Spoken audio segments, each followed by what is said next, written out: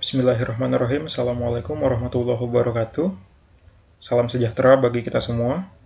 Selamat datang di mata kuliah metode seismik, terutama untuk mahasiswa Geofisika UI angkatan 2020 yang baru saja mengambil mata kuliah ini. Sebelumnya mohon maaf karena satu dan lain hal, pertemuan pada hari ini tidak bisa dilaksanakan secara sinkronus dikarenakan Pak Agus sebagai dosen utama dan saya sebagai asisten tidak bisa melaksanakan perkuliahan dengan baik sehingga disampaikan dengan cara asinkronus. Mudah-mudahan tidak mengurangi kualitas dari penyampaiannya dan pemahaman yang akan diterima. Baik, jadi yang pertama akan kita bahas yaitu silabus mata kuliahnya. Di sini ya mohon maaf mungkin tanggalnya ini belum diganti, tapi secara urutannya yang akan kita bahas pada hari ini pertama ada introduction, pengantar tentang apa itu metode seismik. Lalu nanti juga akan membahas tentang akuisisi sini, akuisisi data seismik di beberapa tempat, yaitu umumnya di darat, laut, dan laut dangkal atau zona transisi. Dan juga desain surveinya juga nanti akan dibahas.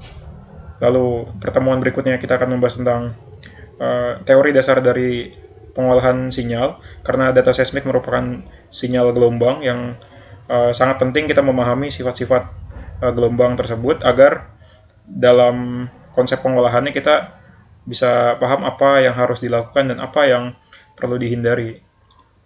Maka di sini pemahaman fisika kita akan kembali lagi diingatkan dan kita akan menggali lagi dari Fourier transform, frekuensi aliasing, konvolusi, dan segala macam.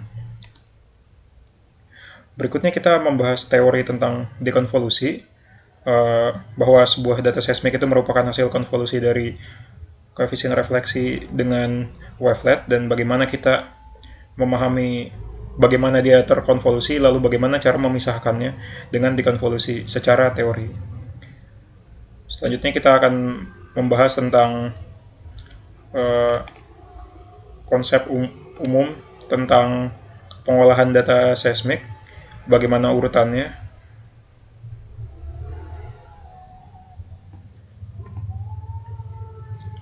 Ya, lalu berikutnya kita ada tentang geometri, bagaimana menyusun data seismik kita sesuai geometrinya yang diukur dari lapangan. Lalu ada juga tentang koreksi statik. Ini umumnya untuk data seismik darat, namun sangat penting untuk dipahami. Lalu kita UTS di pertemuan ke-8.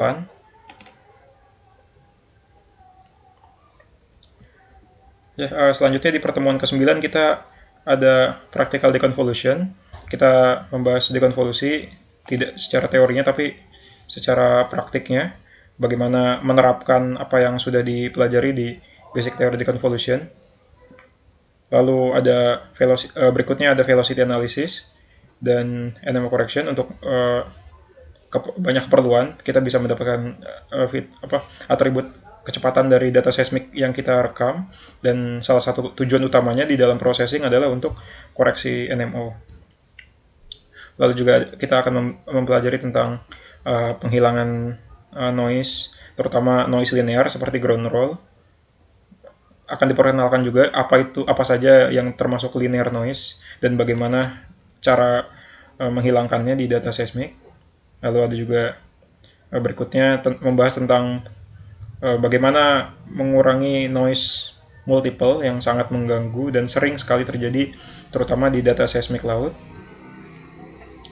Lalu ada migrasi di pertemuan berikutnya. Lalu kita juga akan membahas tentang interpretasi, dan di pertemuan terakhir sebelum UAS akan membahas tentang seismik refraksi. Sebelumnya yang dibahas ini kebanyakan seismik refleksi ya. Jadi ada satu pertemuan di akhir yang akan membahas tentang seismik refraksi. Kurang lebih itu untuk silabusnya, materi apa saja yang akan disampaikan di perkuliahan kali ini. Untuk sistem perkuliahannya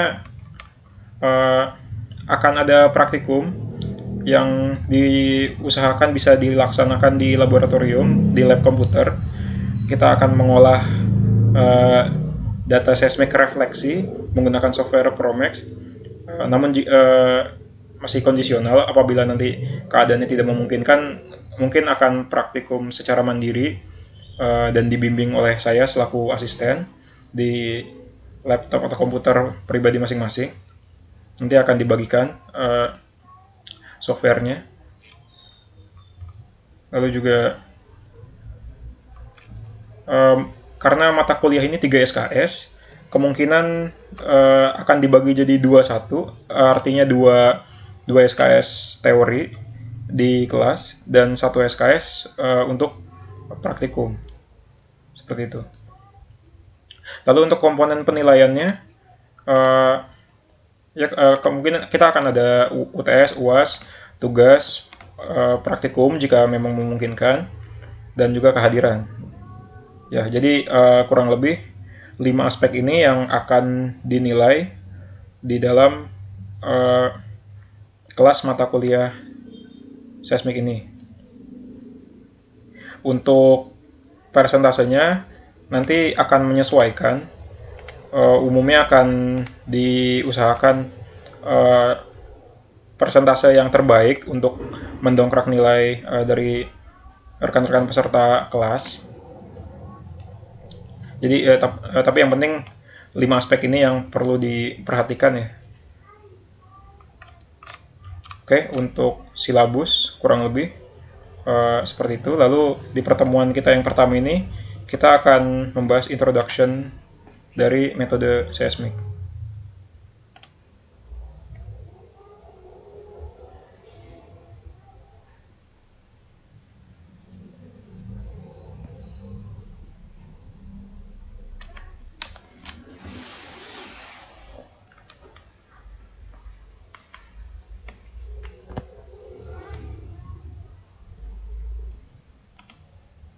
Baik, metode seismik tentu rekan-rekan peserta kelas sudah familiar dan sudah sering mendengar tentang metode seismik, terutama di dalam salah satu metode geofisika yang paling sering digunakan, yang utamanya digunakan untuk eksplorasi hidrokarbon. Ya, bisa dikatakan metode seismik adalah metode aktif ya, karena metode ini memiliki sumber seperti metode geolistrik yang mana dia menembakkan arus, menginjeksikan arus ke dalam bumi. Kurang lebih metode seismik juga sama, karena yang kita injeksikan di sini adalah gelombang suara.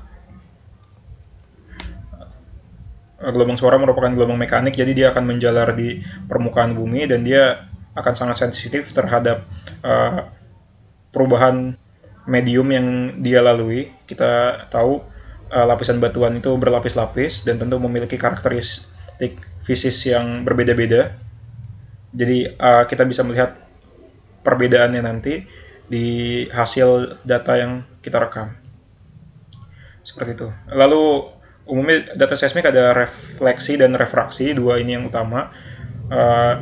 Lalu perbedaannya di mana? Perbedaan mendasarnya di bagaimana cara gelombangnya menjalar. Kalau yang bisa dilihat di gambar di samping ini merupakan seismik refleksi. Dia gelombangnya terpantulkan, dan seismik refraksi umumnya dilaksanakan di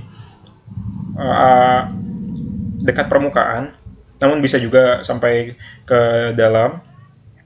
Dan proses penjalaran gelombangnya dengan cara refraksi. Dia biasanya lurus dulu. Ketika sumber gelombang ini mencapai batas lapisan, dia biasanya akan lurus dulu sebelum akhirnya naik ke penerima. Di sini kan kita punya sumber dan kita punya penerima. Kalau refleksi dia langsung terpantulkan dari sumber ke penerima.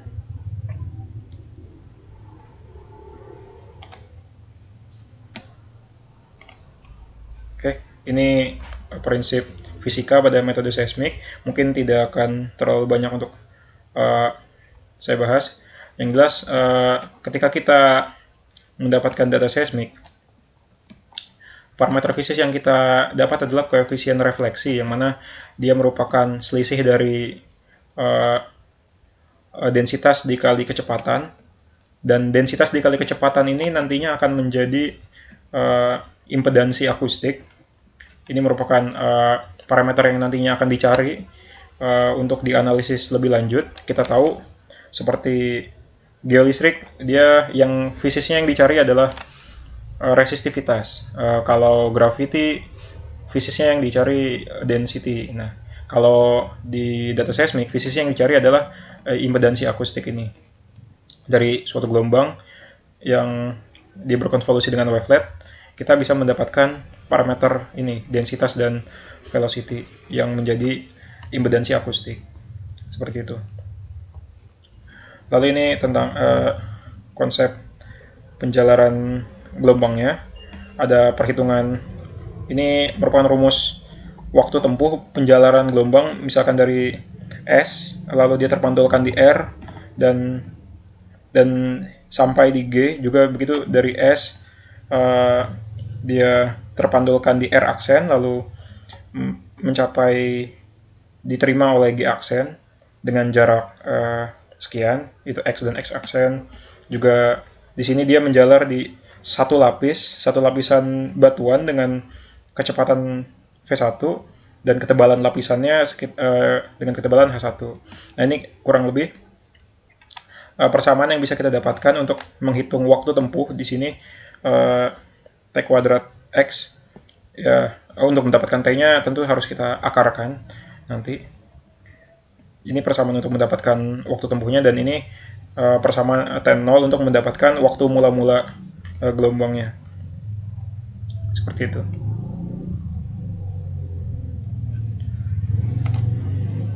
Nah, dalam pengukuran data seismik atau akuisisi data seismik, ada beberapa instrumentasi yang perlu digunakan. Pertama, ada alat untuk positioning, yang mana kita tahu data seismik diukur menggunakan source dan juga receiver. Posisi tiap source dan receiver harus diukur secara akurat, makanya di sini kita membutuhkan GPS geodetik dan theodolit untuk mengukur jarak dan mencatat koordinat dari tiap-tiap source dan receiver. Lalu juga di sini kita punya source, sumber gelombang kita bisa berupa dinamit, bisa berupa fibrosis, dan juga bisa berupa airgun. Nanti akan kita bahas masing-masing. Lalu receivernya atau penerimanya ada geophone, hydrophone, dan ocean bottom cable atau ocean bottom node. Oke, lalu recording ini maksudnya perangkat-perangkat untuk yang mendukung perekaman seperti komputer dan workstation. Nah, kita akan membahas tentang source. Di sini salah satu source yang sering digunakan adalah dinamit atau bom, ya. Jadi dinamit, cara pengerjaannya kita melakukan pengeboran di sini.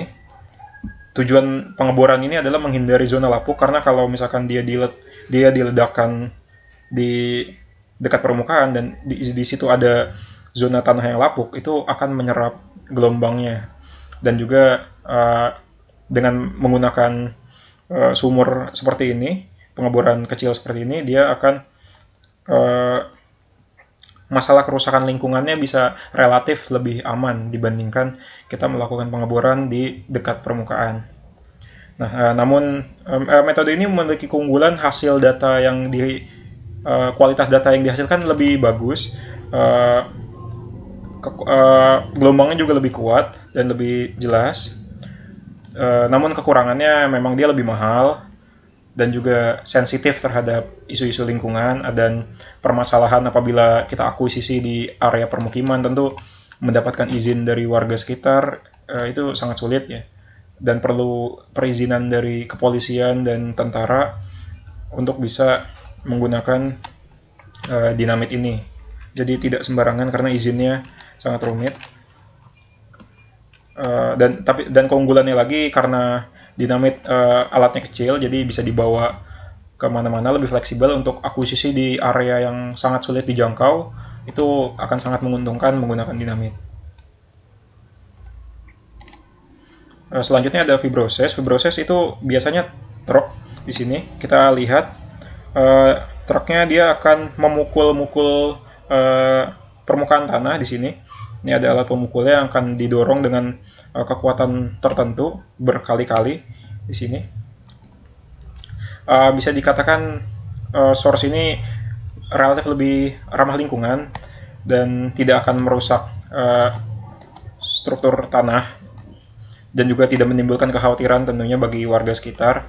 Namun kekurangannya karena truk ini cukup besar, jadi kalau posisi pengambilan data kita di area yang sulit seperti hutan atau yang sulit diakses lainnya, itu akan memberatkan ya menggunakan fibroses karena butuh akses jalan. Dan kekurangan di kualitas datanya di sini, gelombang yang dihasilkan tidak satu gelombang ya, dia berupa gelombang panjang yang akhirnya digabung.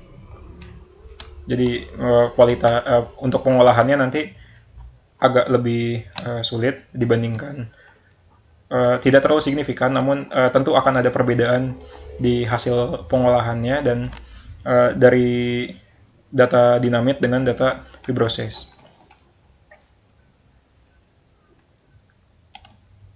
Lalu airgun ini digunakan untuk akuisisi data seismik laut. Dia prinsipnya menggunakan tekanan udara yang dimampatkan lalu dilepaskan secara tiba-tiba sehingga menimbulkan ledakan udara yang akan menembus air sampai ke dasar laut dan juga bahkan bisa menembus terus hingga ke berkilo-kilometer lapisan tanah di bawahnya. Airgun ini selain bisa digunakan di laut, bisa juga digunakan di darat untuk apabila dalam kondisi tertentu. Umumnya biasa dipakai di area yang sulit dijangkau seperti di pegunungan atau di area pemukiman. Apabila izin mendapatkan dinamit itu sulit, jadi kita bisa melakukan rekayasa dengan menggali kolam di darat, kolam yang cukup dalam, lalu kita letakkan airgunnya dan kita ledakan. Jadi tidak merusak lingkungan, namun pelaksanaan akuisisinya akan lebih rumit lagi karena kita perlu menggali lubang dan juga mengisinya dengan air, lalu menjaganya agar tidak bocor, lalu treatment lainnya yang tentu lebih rumit. Namun ini bisa menjadi alternatif lain pengganti dinamit. Ya, lalu ada receiver atau alat penerima gelombang yang dihasilkan dari source tadi. Jadi di sini kalau di darat pakainya geofon, bisa dilihat bentuknya kurang lebih seperti ini. Dia prinsipnya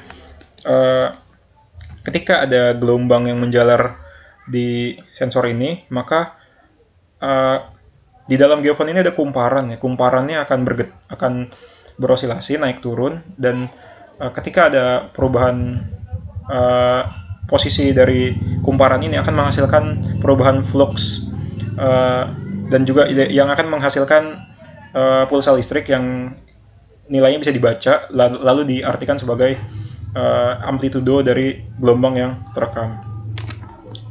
Ya, biasanya ini untuk akuisisi darat menggunakan geofon. Lalu untuk di laut kita menggunakan yang namanya hydrophone. Prinsipnya untuk hydrophone dia mengukur tekanan air ya yang ditembakkan oleh airgun tadi.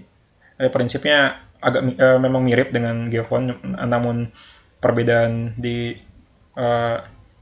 yang diukurnya saja. Kalau yang geofon tadi dari getaran langsung, kalau hydrophone ini dari tekanan air. Nah, lalu ada yang namanya ocean bottom cable atau ocean bottom node. Ini digunakan untuk zona transisi, karena zona transisi umumnya di daerah rawa atau di area yang airnya dangkal, sehingga menggunakan hydrophone tidak akan efektif karena tekanan airnya yang dirasakan mungkin tidak terlalu signifikan, dan juga menggunakan geofon juga tidak memungkinkan karena getarannya tidak bisa diukur apabila kita meletakkan geofonnya di dalam air. Sehingga dibuatlah inovasi yang alat berupa ocean bottom cable atau ocean bottom node yang prinsipnya bisa mengatasi permasalahan di area laut, area perairan yang dangkal. Perbedaan ocean bottom cable dan node, yang node lebih terbaru. Kalau kabel seperti ini dia menggunakan kabel, namun kalau yang node biasanya hanya satu alat aja. Dia lebih modern, yang terkini yang digunakan umumnya yang node ya, bukan yang kabel. Oke, ini bagaimana proses pengukuran data seismik di darat. Kita bisa lihat di sini datanya diambil ya dari, misalkan ini source-nya dinamit diledakkan, lalu hasilnya akan langsung dikirim ke workstation di sini. Biasanya ketika akuisisi ada workstation langsung di lapangan untuk mengecek kualitas data, dan apabila datanya kurang baik maka akan disuruh ulang pengukuran, dan kalau misalkan baik mungkin akan dilanjutkan. Ya biasanya di dalam satu truck workstation seperti ini ada pihak yang akan mengambil keputusan. Ini untuk di marine atau di laut, perbedaannya hanya semua dilakukan di dalam kapal, di dalam satu kapal untuk pengerjaannya. Nah, ya ini kembali lagi tentang akuisisi data seismik di darat. Kita bisa lihat di sini tantangannya. Kita kadang perlu masuk ke area yang terpencil. Kita bisa saja mengambil data di gurun pasir yang tandus. Kita bisa di dalam hutan yang lebat, atau di rawa-rawa, atau di pegunungan mungkin. Jadi ini tantangan dari akuisisi seismik di darat. Nah, ini untuk pengerjaannya ya. Jadi ada back crew, ada front crew. Di sini pengukuran mungkin dilakukan dari back crew di sini, lalu dia akan bergerak ke arah front crew untuk efektivitas pengerjaan. Jadi ada yang bertugas di akhir dan di awal untuk menjaga pengukuran. Namun itu hanya hal teknis, itu bisa disesuaikan, tidak harus selalu seperti itu. Nah, ini juga salah satu contohnya di padang pasir.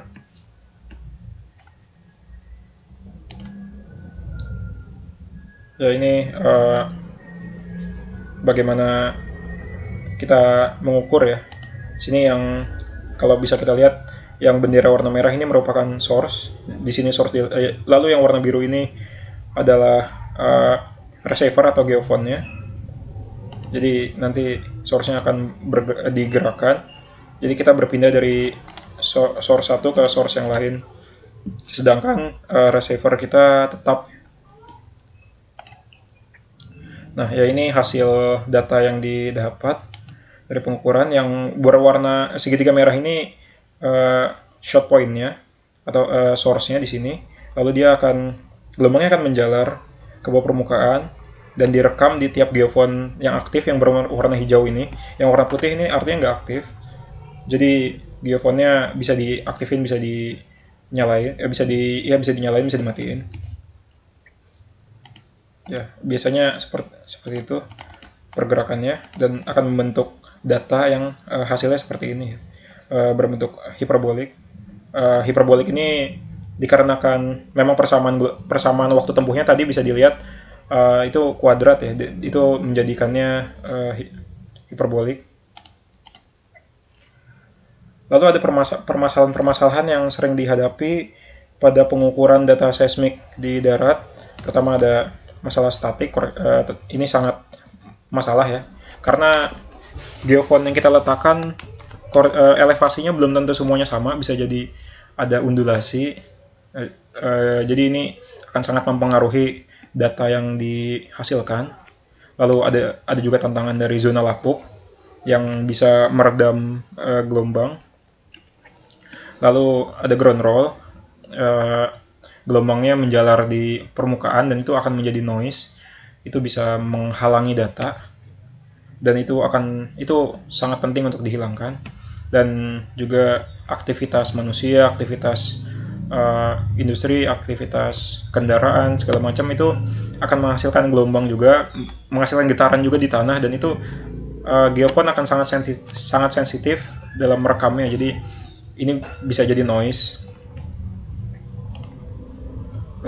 Lalu ini untuk akuisisi data di laut. Nah, jadi ada dua konfigurasi penembakan. Kalau konfigurasi penembakan seperti ini, source-nya di tengah. Kita bisa lihat di sini source-nya ada di tengah. Ini namanya split spread ya. Ini namanya split spread. Sedangkan kalau yang source-nya di ujung seperti ini namanya off end. Untuk data seismik laut dia selalu off end. Sedangkan kalau darat bisa off end, bisa split spread. Namun umumnya kalau darat off end di awal dan akhir saja, sisanya split spread. Seperti itu. Ya, ini proses akuisisinya kalau di laut. Ini untuk 2D ya, biasanya line-nya seperti ini. Sini kita mengukur, lalu pindah ke line yang lain, lalu pindah ke line yang lain, situ. Ya, jadi seluruh area ini tercakup dari tiap-tiap line yang kita sudah ukur. Namun ini sepertinya konfigurasi yang agak kuno ya mungkin. Kalau zaman sekarang seharusnya kalau memang mau 3D, di kapalnya dia memiliki banyak kabel ya. Tidak hanya satu kabel saja, jadi dia membawa beberapa kabel. Jadi sekali nembak itu akan dapat dari beberapa line. Ya, ini proses kalau di marine, penembakannya namanya off end. Kita bisa lihat kalau semuanya bergerak ya, dan posisi source-nya selalu di ujung. Sedangkan kalau di darat kita lihat tadi source-nya bergerak dari kiri ke kanan atau sebaliknya. Kalau ini semuanya bergerak. Nah, ada permasalahan yang sering dihadapi juga di data laut. Ya, tentu laut memiliki arus, memiliki gelombang, sehingga bisa saja kabel yang kita gunakan, kabel receiver kita tergeser. Jadi seharusnya lurus segini, namun dia mengalami pergeseran. Ini akan menghasilkan midpoint yang kita dapat nanti itu tidak lurus ya, sehingga bisa membuat processingnya salah, dan juga data yang tercermin dari hasilnya tidak sesuai dengan kondisi geologi yang diharapkan. Jadi tidak dapat menggambarkan kondisi geologi yang sesuai. Ya, lalu ada masalah swell noise dari kapal itu sendiri ketika mungkin source-nya bergoyang atau terpengaruh oleh gelombang, dan juga masalah cuaca yang menimbulkan pasang surut air laut. Ini juga bisa jadi menimbulkan masalah seperti darat, yaitu masalah statik. Dan juga isu tentang hewan-hewan laut, terutama hewan besar seperti paus, bisa saja dia ikut terekam di pembacaan data, dan ini juga sering menjadi concern dari para aktivis lingkungan, karena banyak yang menganggap proses akuisisi data seismik di laut itu mengganggu hewan, terutama hewan-hewan yang sensitif terhadap yang memiliki sistem sonar seperti lumba-lumba. Namun bagi seorang geofisisis, tantangan yang dihadapi lebih ke apakah hewan ini merusak data atau terekam juga di dalam data. Ya, selanjutnya di zona transisi atau di area laut, area perairan dangkal. Jadi perairan dangkal itu bisa dikatakan yang memiliki kedalaman 1-50 meter, lalu zona transisi, jadi transisi dari darat ke laut di area pantai atau di rawa atau di muara sungai. Nah, ini sangat dipengaruhi oleh pasang surut karena airnya memang sedikit, airnya memang rendah, sehingga pasang surut akan sangat mempengaruhi di sini. Ya ini salah satu contoh akuisisi yang benar-benar di zona transisi ya. Kita memiliki area di darat, area di pantai, dan juga di laut ya. Umumnya akuisisinya jadi dibagi 3. Misalkan kita ngukur di darat dulu dengan metode darat, lalu ngukur di pantai dengan kondisi yang disesuaikan, dan lalu mengukur di laut dengan metode marine. Namun itu untuk ya menjadi tantangan tersendiri bagi pelaksanaannya, dan juga biayanya, dan juga durasi pengerjaannya tentu akan semakin lama. Ya ini prosesnya ya. Ini yang dinamakan ocean bottom cable. Sini receiver dari yang merupakan receiver dari data seismik yang dilakukan di area zona transisi. Kita perlu mengetahui dulu kedalaman airnya, dan juga kapal yang kita gunakan haruslah kapal yang kecil sehingga tidak mengganggu pembacaan, dan juga dia masih tetap bisa mengapung di area dengan air yang dangkal seperti ini. Ya ini proses pengerjaannya kurang lebih. Mungkin kalau di area perairan ya tidak jauh beda dengan cara akuisisi marine tadi, bagaimana pergerakan kapalnya.